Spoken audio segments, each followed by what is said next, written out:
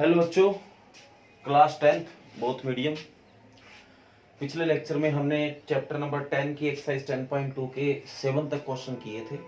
आज अपन उससे आगे बढ़ेंगे और उससे पहले बेटा कुछ प्रॉब्लम है, जिनमें से एक तो क्वेश्चन नंबर 5 है 10.2 का ही। मैं इसकी स्टेटमेंट दोबारा पढ़ के बताता हूँ आपको।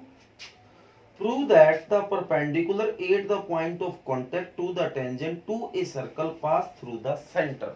इसने ये कहा है बेटा कि एक सर्कल है, ये एक आपने सर्कल बनाया जिसका सेंटर आपने ओ दे दिया। इसका कांटेक्ट पॉइंट, तो P इसका कांटेक्ट पॉइंट हो गया, ये आपकी क्या होगी, टेंजेंट होगी। तो ये जो P है वो किसी टेंजेंट पे है, तो ए बी टेंजेंट हो गया, P कोई आपका कांटेक्ट पॉइंट हो गया। कांटेक्ट पॉइंट से खींचा गया परपेंडिकुलर, कांटेक्ट पॉइंट से जो परपेंडिकुलर आप बनाएंगे 90 डिग्री का कोण बनाएंगे, वो कहता है वो सेंटर से पास होके जाता है, ये प्रूव करके दिखाइए। अगर हिंदी मीडियम में आप बात करें तो बेटा वृत्त की एक स्पर्श रेखा है, ये एक वृत्त है, ये उसकी स्पर्श रेखा है। तो इसके स्पर्श बिंदु पे खींचा गया लंब, लंब का मतलब 90 डिग्री का कोण, वो इस ओ से केंद्र से पास होके जाएगा, ये हमें प्रूव करके दिखाना है। तो गिवन हमें हो गया कि there are a circle with centre O, यहाँ पे एक वृत्त दिया गया है जिसका केंद्र ओ है, A B is tangent, A B जो है वो टेंजेंट है, ओके बेटा, and P is contact point,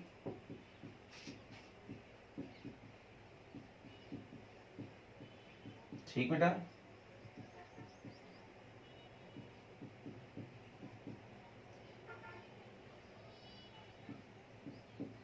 ठीक है, ये कॉन्टैक्ट पॉइंट हो गया। अब हमें क्या प्रूव करके दिखाना वो देखिए। वी वांट टू प्रूव, हमें सिद्ध करके दिखाना है perpendicular OP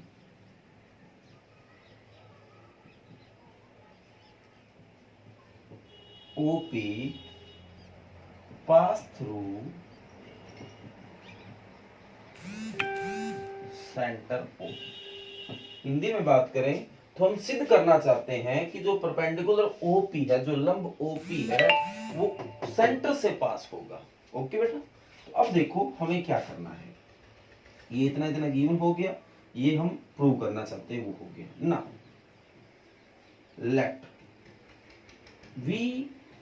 late opposite to the statement, हम इस स्टेटमेंट का उल्टा ले लेते हैं। स्टेटमेंट ने कहा कि ये ओ से पास होता है परपेंडिकुलर, मैं कहता हूं इस पे खींचा गया परपेंडिकुलर यहां ओ डैश से पास होता है। Let we opposite the statement that the perpendicular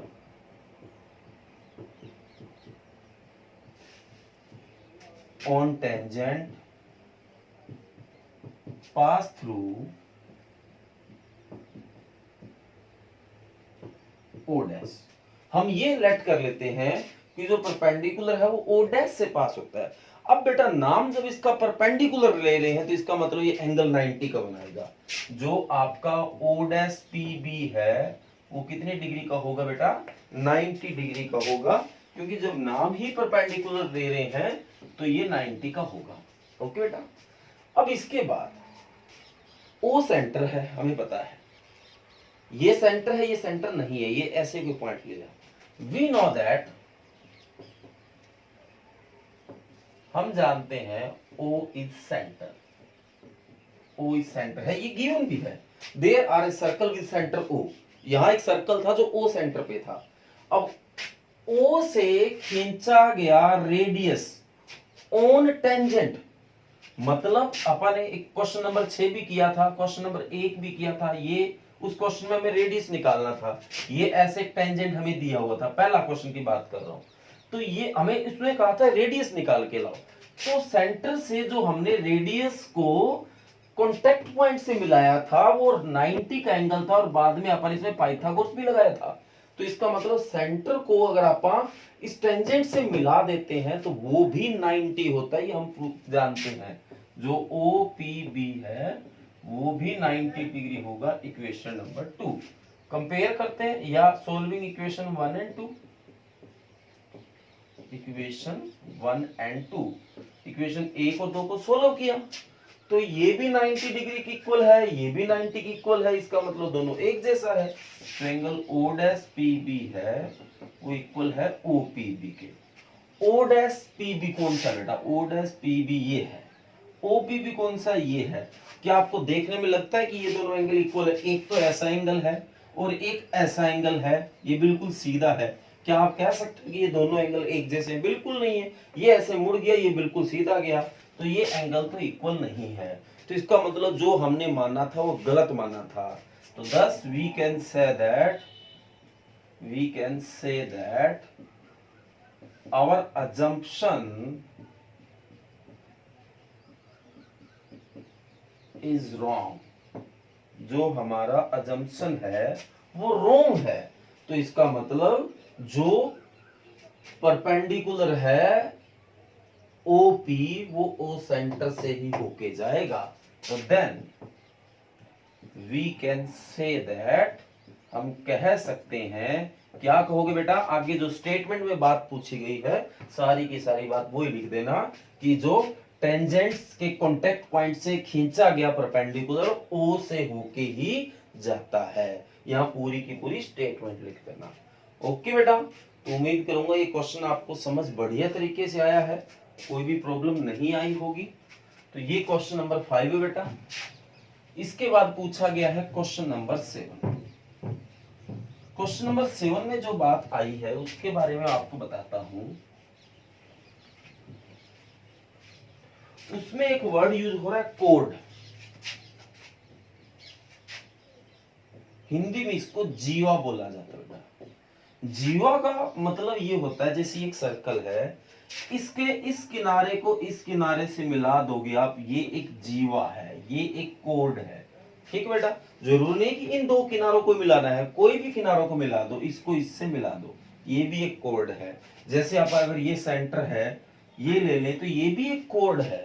तो ये सब के सब कोड है, हिंदी में इनको जीवा बोला जाता है।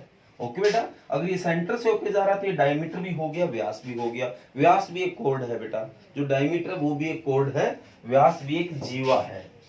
ये बताना जरूरी है क्योंकि ये वर्ड उसमें यूज हो रहा है। तो क्या पता इस वर्ड के कारण कुछ समझने में दिक्कत आई हो बेटा। क्वेश्चन नंबर 7 है, two concentric circle are radio 5 centimetre and 3 सेंटीमीटर। कंसेंट्रिक का मतलब होता है ऐसे सर्कल जिनका जो सेंटर है वो एक ही है। हिंदी में इनको सकेंद्री वृत्त बोला जाता है, मतलब जिनका केंद्र एक ही हो, जो सेंटर है वो एक ही है। एक तो एक की रेडियस 3 है और एक की 5 है। ओके बेटा, ये दो वो सर्कल हो गए, दो वृत्त हो गए हैं। आगे बोला find the length of code of the larger circle. अब इस बड़े सर्कल की कोई कोड है, कोई जीवा है। ओके बेटा, कैसी जीवा है? विच टच द स्मॉलर सर्कल, जो छोटे सर्कल को टच करके जा रही है, स्पर्श करके जा रही है वो बड़े सर्कल की। तो बड़े सर्कल के दो पॉइंटों का आप मिला देते हैं, इन दो पॉइंटों को मिलाया और ये दोनों पॉइंट किसको टच करके जा रहे हैं? छोटे सर्कल को। हमें इसकी लेंथ निकाल के लानी है। ओके बेटा, बड़े वृत्त की उस जीवा की लंबाई ज्ञात कीजिए जो छोटे वृत्त को स्पर्श कर रही हो। तो ये बड़े वृत्त की जीवा होगी, देखो दो पॉइंटों से मिल रही है और छोटे को स्पर्श करके भी जा रही है। तो अब हमें इसकी लेंथ निकाल के लानी है। तो मैं अगर इसको यहां तक मिला लूं तो एक तो ये स्पष्ट है कि ये परपेंडिकुलर अपने अभी कहा था, क्योंकि सेंटर जब इससे मिलता है, टेंजेंट से मिलता है, तो 90 का एंगल बनता है।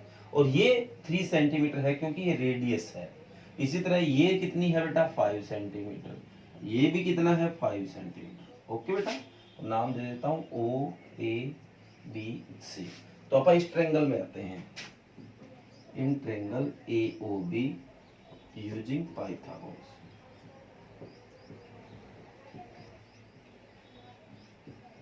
ठीक बेटा, क्या होता है? हाइपोटेनियस स्क्वायर, कर्ण का स्क्वायर और A O square, base A B square, ये ओ बी स्क्वायर। तो ए ओ है 5 का स्क्वायर, ए बी स्क्वायर निकालना है, ओ बी है 3 का स्क्वायर। 5 का स्क्वायर 25, ए बी स्क्वायर 3 का स्क्वायर 9, तो प्लस का 9 इधर आके माइनस का 9, बराबर ए बी स्क्वायर, ये 16 बचेगा बेटा बराबर ए बी स्क्वायर। तो दोनों तरफ रूट किया तो ये इससे कटा ए बी, और 16 का कितना हो गया बेटा 4। ओके, ये तो इतना ही निकला है, आपको तो सारा निकाल के लाना है। इसी तरह ट्रायंगल आप इसी में आ जाओ। सिमिलरली इन ट्रायंगल BOC, तो इसमें भी तो सेम ही कहानी है। हाइपोटेनियस कर्ण 5 है, लंब इसमें 3 है, परपेंडिकुलर 3 है, यही निकालना है। तो BC भी यहाँ क्या आ जाएगा 4 सेंटीमीटर आ जाएगा।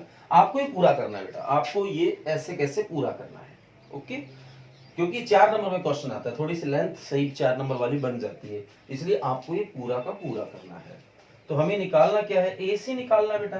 तो AC निकालना है AB प्लस BC होगा, तो AB 4 और BC भी 4, तो कितना हो गया 8 सेंटीमीटर। ओके बेटा, तो ये क्वेश्चन नंबर 7 है ऑफ एक्सरसाइज 10.2।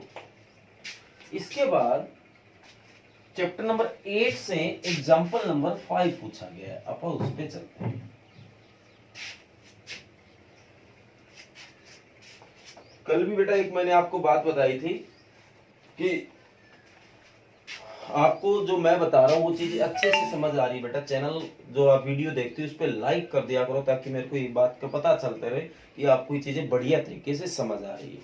ओके बेटा, लाइक जरूर करते रहें, ताकि इस बात का ये अच्छे से पता चलता रहे कि जो करवाया जा रहा हो बच्चों को समझ आ रहा है। एक पूछा गया बेटा चैप्टर नंबर 8 का एग्जाम्पल नंबर 5।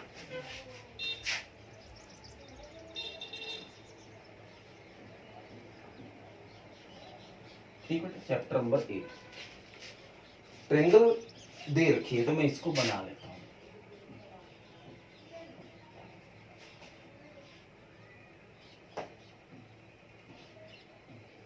ये ट्रायंगल दे रखी है, कहता है in triangle OP Q, OP Q एक ट्रायंगल है, राइट एंगल एट P, जो कि P पे राइट एंगल भी है। OP7 हमने लिख भी लिया है। OQ माइनस PQ गिवन है, ये बात आपको दी हुई है। OQ माइनस PQ वो कितना है आपके पास 1 है, मतलब इसमें से अगर इसको माइनस करोगे तो 1 आएगा सेंटीमीटर में। Determine the value of sine Q and cos Q, sine Q और कोस क्यू आपको निकाल के लाना है। तो जो फाइंड करना है वो है साइन क्यू और कोस क्यू। ओके बेटा, एक जब ये वर्क मैं आपको करवा रहा था तो मैंने आपको कहा था कोई भी वैल्यू साइन है, कोस है, टेन अगर आप निकालना चाहते हो उसके लिए आपके पास तीनों साइडों का होना जरूरी है, और यहाँ पे तीनों साइड नहीं है। ओके बेटा, तो देखो आप क्या करें। तो अपन सबसे पहले इस ट्रायंगल में आते हैं। यहाँ आपको ओ क्यू ये दे रखा है, गिवन है आपको, given that O Q minus P Q 1, तो ओ क्यू माइनस का पी क्यू इधर आके प्लस का पी क्यू, माइनस का पी क्यू इधर आके किसका हो गया प्लस का। ओके बेटा, तो अपन इसमें पाइथागोरस यूज करते हैं, यूजिंग पाइथागोरस।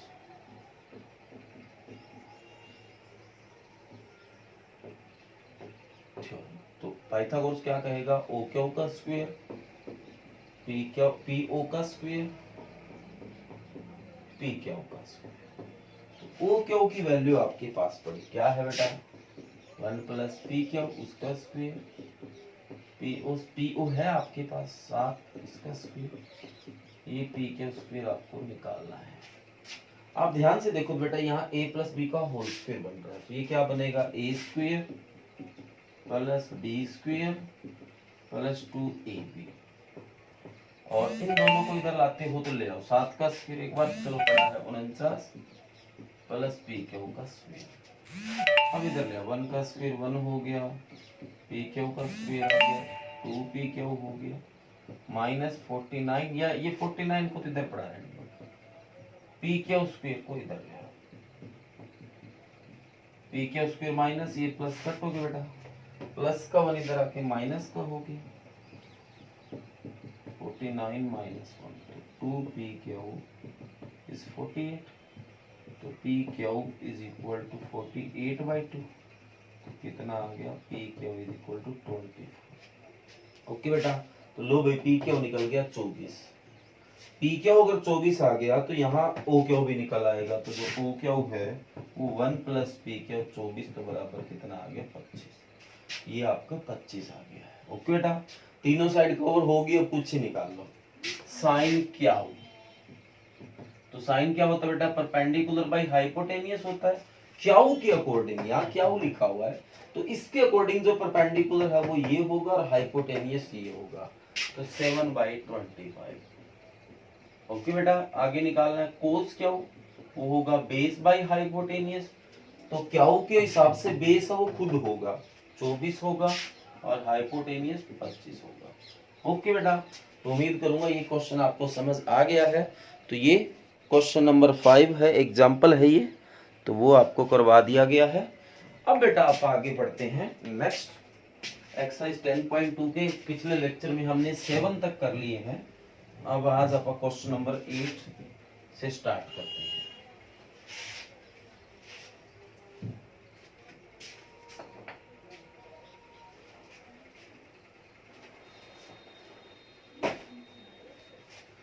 हाँ जी, क्वेश्चन नंबर 8 कहता है a quadrilateral ABC drawn to circumference a circle, prove that. Hindi में बात करें तो एक चतुर्भुज एबीसीडी किसी सर्कल के बाहर बाहर, जिसको परिगत बोला जाता है, खींचा गया है, तो आप ये सिद्ध करके दिखाएं। इंग्लिश में बोले तो बेटा एक सर्कल के क्या है, सर्कमस्क्राइब मतलब इसके बिल्कुल बाहर बाहर, इसके बिल्कुल बाहर बाहर एक क्वाड्रिलेटरल एबीसीडी बनाया गया। ये दे रखा है, सच में ये फिगर आपको दे रखा है।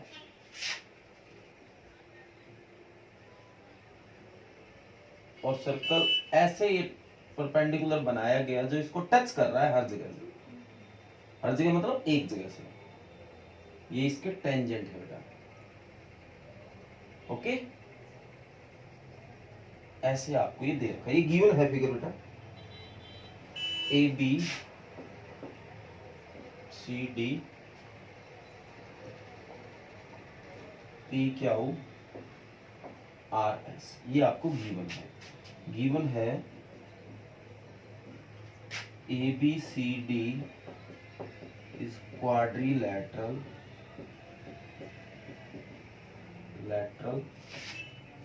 circumscribed to a circle।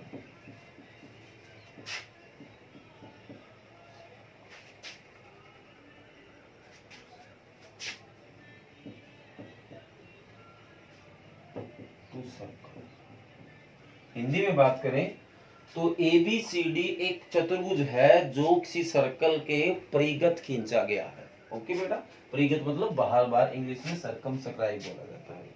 ये तो गिवन है, प्रूव क्या करके दिखाना है आपको, AB plus CD is equal to AD plus BC, ये आपको प्रूव करके दिखाना है। ओके बेटा, तो देखो आप कैसे प्रूव करेंगे।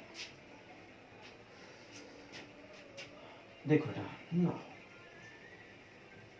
अब मैं आपको बताता हूं, ये इसको यार टच कर रहा है एक एक पॉइंट पे, तो आप ध्यान से देखो, ये एक सर्कल है, ये एक बाहरी पॉइंट है, ये इसकी टेंजेंट होगी, सेम पोजीशन ये बन रही है, मतलब ये सारी बन रही है, ध्यान से देखोगे तो ये दोनों टेंजेंट्स हुई, और टेंजेंट्स जो होती है किसी एक पॉइंट से किसी सर्कल पे खींची गई, वो हमेशा इक्वल होती है।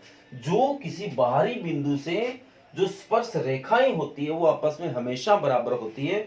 इसको भी आप प्रूव करेंगे, ये एक थ्योरम आएगी, मैं वहां आपको बताऊंगा। अगर आपको ये लगता है कि सर कैसे ये दोनों बराबर कैसे है, तो इसके ऊपर भी हमारा एक क्वेश्चन बनेगा, वो बनेगा तब मैं आपको सॉल्व करवा दूंगा। 10.2 थ्योरम है, जब एक्सरसाइज खत्म हो जाएगी तब पापा उसको करेंगे। ओके बेटा, तो ये दोनों है वो टेंजेंट्स है और आपस में इक्वल होगी। तो वी नो दैट, हम जानते हैं, क्या जानते हैं कि जो AP है वो इक्वल होगा AS, इक्वेशन नंबर 1। इसी तरह जो ये वर्क है वो भी तो यही है, तो BP किसके इक्वल हो गया, BQ के, ये इक्वेशन नंबर 2 हो गई। इसी तरह C के साथ भी तो ऐसा ही हो रहा है, C के साथ भी तो यही है, तो CQ किसकी इक्वल होगा, CR के, CR इक्वल हो गया CQ। इसी तरह डी वाली कहानी, जो डी आर है वो किसके इक्वल हो गया, D S. Equation number 4। Okay बेटा, ये चारों इक्वल होंगी। रीजन यहां लिख दो, आप पहले पे लिख दो चाहे टेंजेंट्स टू एक्सटर्नल पॉइंट। चारों में एक ही रीजन है बेटा, यहां लिख देना और वो चारों में एक ही चलेगा। हिंदी में बात करें तो बाहरी बिंदु से खींची गई स्पर्श रेखाएं, क्या लिखोगे, बाहरी बिंदु से खींची गई स्पर्श रेखाएं। ओके बेटा, अब ऐड कर दो चारों को, एडिंग इक्वेशन 1 2 3 एंड 4, चारों को जोड़ दो बेटा।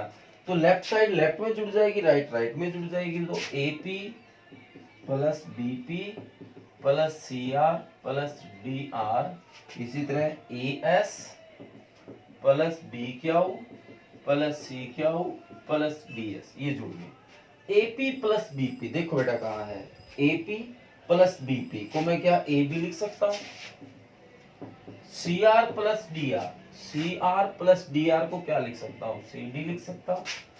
AS plus DS, AS plus DS को क्या लिख सकता हूँ बेटा, AD लिख सकता हूँ। BQ plus CQ, BQ plus CQ को क्या लिख सकता हूँ, BC लिख सकता हूँ। ओके बेटा, तो ये हम प्रूव करना चाहते थे, वो हमने प्रूव कर दिया।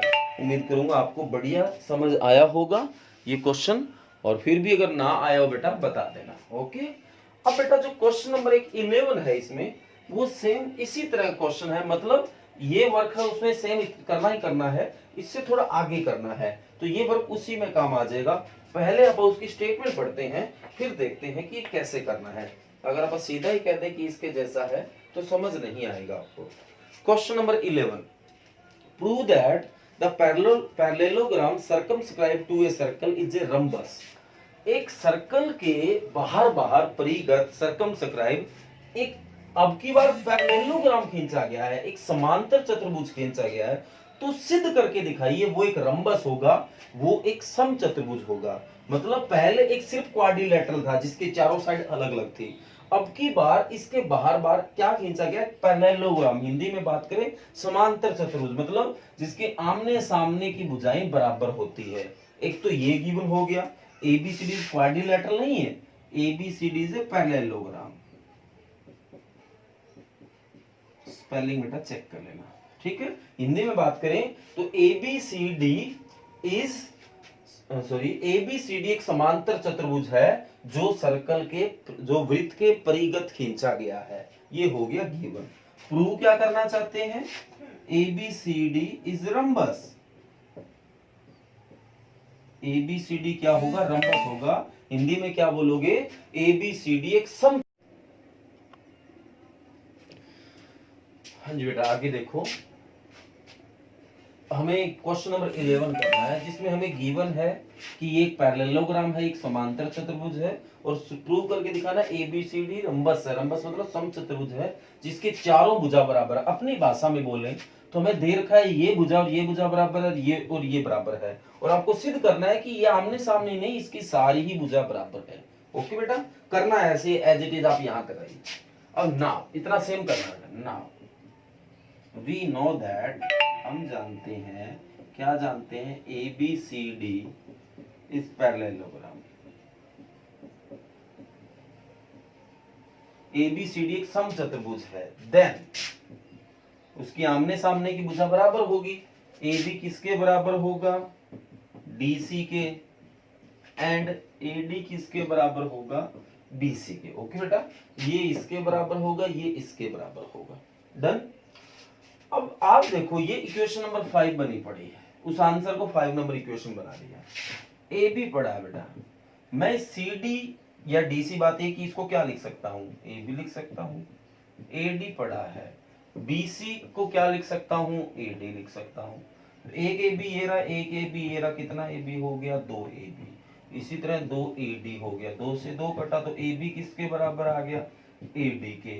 तो पहले बराबर था ये इसके, ये इसके, अब ए बी किसके बराबर आ गया, ए डी, मतलब पहले तो ये इसके बराबर था, अब ए बी इसके बराबर भी आ गया है, और ये बराबर है, इसका मतलब इसकी चारों भुजाएं आपस में क्या हो गई है, इक्वल हो गई है। तो हमने प्रूव कर दिया है कि ये एक रंबस है, ये एक समचतुर्भुज है।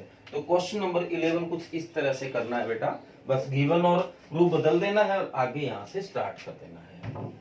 तो ये साथ में अपन ने सवाल नंबर 11 कर लिया है।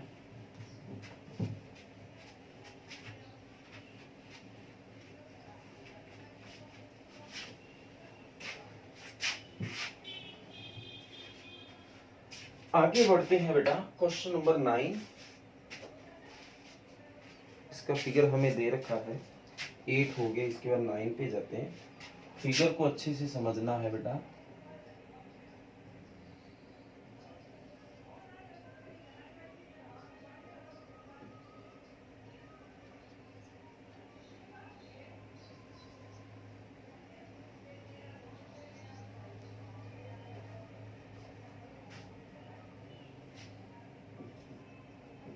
X Y,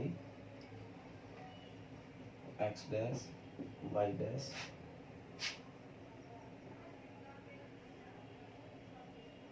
P O Q,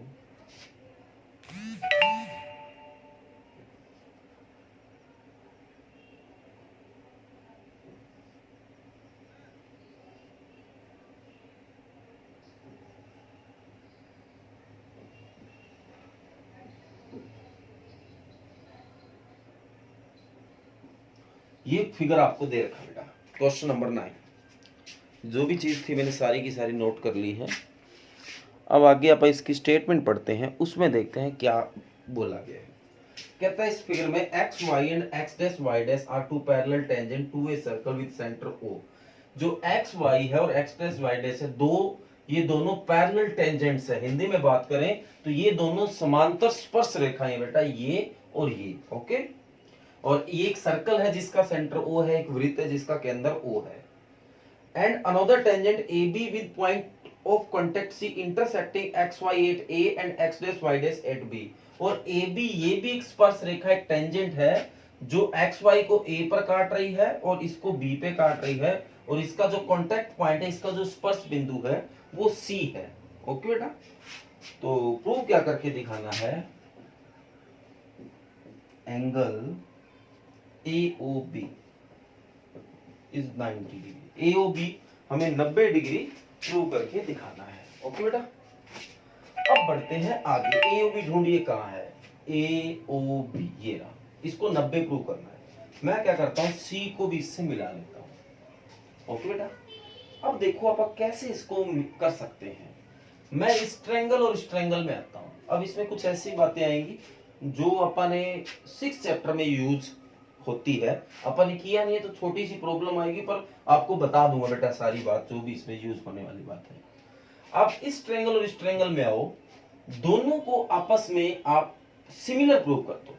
similar का मतलब होता है बिल्कुल एक जैसी। सिमिलर का मतलब ऐसी दो ट्रायंगल होती है जिनकी साइडों का रेशियो इक्वल होता है और उनके एंगल आपस में इक्वल होते हैं। मतलब ये ट्रायंगल और ये ट्रायंगल दोनों का रूप समान है, इनके साइडों का रेशियो एक जैसा होगा, और इनके जो एंगल है वो आपस में कैसे होंगे, इक्वल। ये इसके बराबर, ये इसके बराबर, ये इसके बराबर। बाकी इसकी डिटेल से जब 6 चैप्टर आप करेंगे तब मैं आपको बताऊंगा। तो solution, in triangle POA and triangle AOC। अब सिमिलर प्रूफ कैसे किया जाता है, एटलीस्ट 3 चीजें दोनों में कॉमन दिखा दो भी, ये इसमें बराबर है, ये इसमें भी है, इसमें भी है, कॉमन है, बराबर। जैसे A जो है वो इसमें भी है, इसमें भी है, तो AO is equal to AO common side. ये चीज आपने 9th में की हुई बेटा, ठीक है। इसी तरह और कोई चीज बताइए जो इन दोनों में एक जैसी है। आप देखो, ये भी टेंजेंट है, ये भी टेंजेंट है, और टेंजेंट जब सेंटर को आके मिलता है कितने डिग्री का एंगल बनाता है बेटा, 90 का। तो ये और ये इक्वल हो गया। तो एंगल इधर तो है OPA और इधर है ACO, राइट एंगल। हिंदी में क्या लिखोगे, समकोण। एक चीज और बताइए, एक चीज ऐसी क्या रह गई है जो दोनों में कॉमन है? तो एक चीज क्या बननी चाहिए, एक साइड कॉमन आ गई है, एक राइट एंगल बन रहा है। इसके अलावा एक चीज और है, देखो जो OP है और OC है वो दोनों रेडियस है, क्योंकि वो कांटेक्ट पॉइंट पे मीट हो रही है, और कांटेक्ट पॉइंट मीट हो रही है तो वो दोनों रेडियस है। और एक सर्कल की जो रेडियस त्रिज्या होती है वो आपस में हमेशा क्या होती है, बराबर। तो PO बराबर होगा OC, रेडियस हिंदी में त्रिज्या। तो दोनों सिमिलरिटी मिलेगी बेटा। तो अकॉर्डिंग टू सिमिलरिटी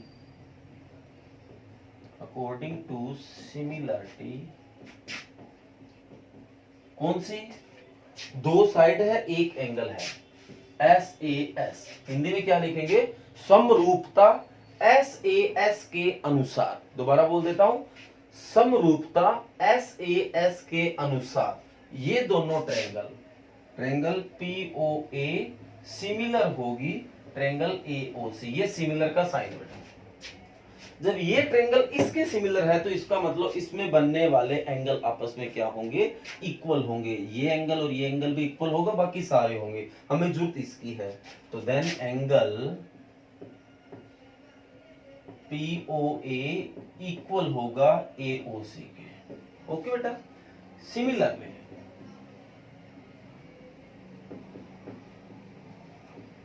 अपन इस ट्रायंगल और इस ट्रायंगल में आते हैं। In triangle BOC and triangle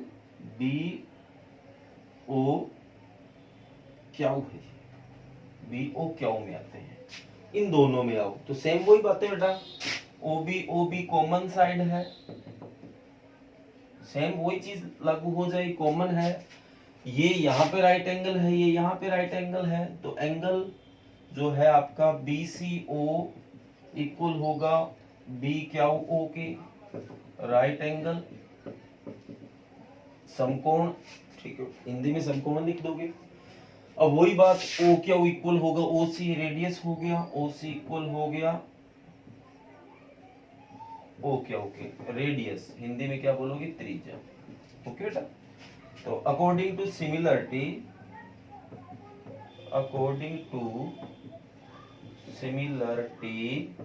कौन सी सिमिलरिटी बेटा, ये भी दो साइडें और एक एंगल है SAS, जो आपकी ट्रायंगल है कौन सी, BOC सिमिलर हो जाएगा BOQ के, हो जाएगा बेटा।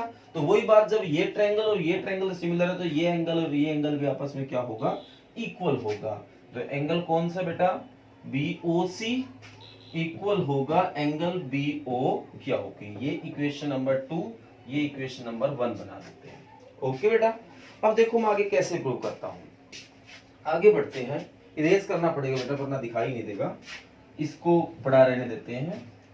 तो वी नो दैट, हम जानते हैं, क्या जानते हैं बेटा, वी नो दैट, हम जानते हैं POQ एक लाइन सेगमेंट है। POQ is any line segment, वो कोई लाइन सेगमेंट है, और लाइन सेगमेंट पे बनने वाले सारे कोणों का जोड़ कितना होता है, 180 होता है। तो क्या होगा, angle POA plus angle AOC plus angle BOC plus BOQ, सारों का जोड़ 180 डिग्री। आप बताओ POA की जगह AOC लिख सकता हूं, बिल्कुल लिख सकता हूं, AOC लिख सकता हूं बेटा। ये AOC पड़ा है, ये BOC पड़ा है। BOQ की जगह क्या लिख सकता हूं मैं, BOC लिख सकता हूं, बराबर 180 डिग्री। तो AOC दो बार आ गया बेटा, इसी तरह BOC भी दो बार आ गया, बराबर 180 डिग्री। उम्मीद करूंगा दिखाई आपको दे रहा है। ओके बेटा। तो दो दोनों में कॉमन आया, तो यहां बचा AOC प्लस BOC बराबर 180 डिग्री। तो ये दो इसके डिवाइड में जाएगा, दो इसके डिवाइड में गया, तो angle AOC plus angle BOC बराबर 180 बटा 2। तो ये AOC plus BOC is equal to 90 degree. AOC कहाँ है ढूंढिए बेटा, AOC ढूंढिए, AOC इस एंगल की बात है, और BOC कौन सा, ये एंगल प्लस ये एंगल, सारा एंगल बन गया, जिसका नाम आप क्या दे सकते हैं, AOB। क्या नाम दे सकते हैं, AOB is equal to 90 degree. क्या हमें यही प्रूव करना चाहते थे? बिल्कुल बेटा, आप यही प्रूव करना चाहते थे। ओके, तो उम्मीद करूंगा आपको ये चीज बहुत बढ़िया तरीके से समझ आई है, और आज आपको यही वर्क करना बेटा। जो ये 3 क्वेश्चन हो गए हमारे, कौन कौन सा हुआ, एक क्वेश्चन नंबर 8 हो गया, एक 9 हो गया, और एक 11 हो गया। ये 3 ही क्वेश्चन आज आपको फिर कॉपी में राइट करने हैं। और रही बात रिवीजन करने की, तो रिवीजन में आप एक्सरसाइज 8.2 पे थे, इसका पहला क्वेश्चन मैं आपको दे चुका हूं। आज जो आपको रिवाइज करना है, दोनों मीडियम का कॉमन वर्क है बेटा, वो एक्सरसाइज 8.2 का क्वेश्चन नंबर 2 है। इसके 4 पार्ट है, वही पहले की तरह बेटा उसके 5 थे, इसके 4 है। तो ये चारों पार्ट आपको रिवाइज करने हैं, दोनों मीडियम का वर्क है बेटा। एक्सरसाइज 8.2 का क्वेश्चन नंबर 2, 4 पार्ट है, चारों के चारों बेटा अच्छे से रिवाइज कर लेना, और राइट करने वाला वर्क मैं आपको दे चुका हूं। ओके बेटा, थैंक यू, कर लेना।